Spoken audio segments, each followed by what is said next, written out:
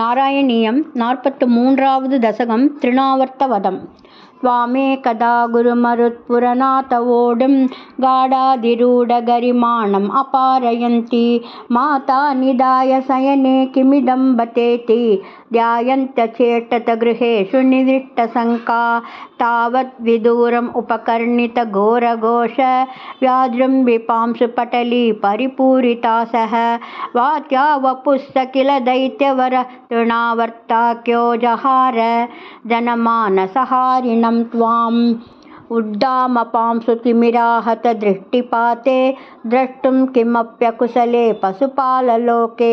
हा बालकस्य किमिति त्वदुपान्तमाप्ता माता भवन्तमविलोक्य भृशं रुरोध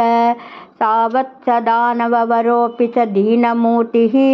भावत्कबारपरिधारणलूनवेगः सङ्कोचमाप तदनुक्षतपांसु घोषे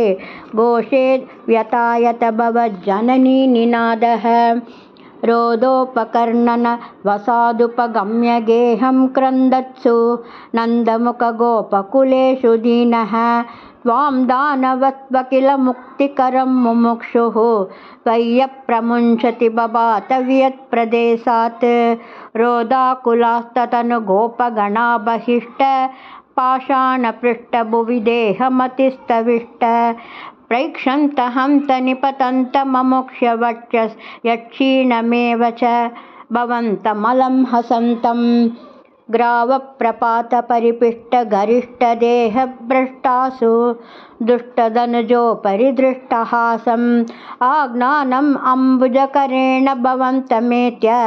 गोपातदुर्गिरिवरादिव नीलरत्नम्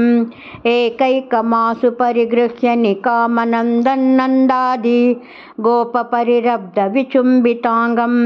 आदातु कामपरिशङ्कितगोपनारी हस्ताम्बुजप्रपतितं प्रणमो भवन्तं भूयोऽपि किं नु कृणुमः प्रणतार्तिहारी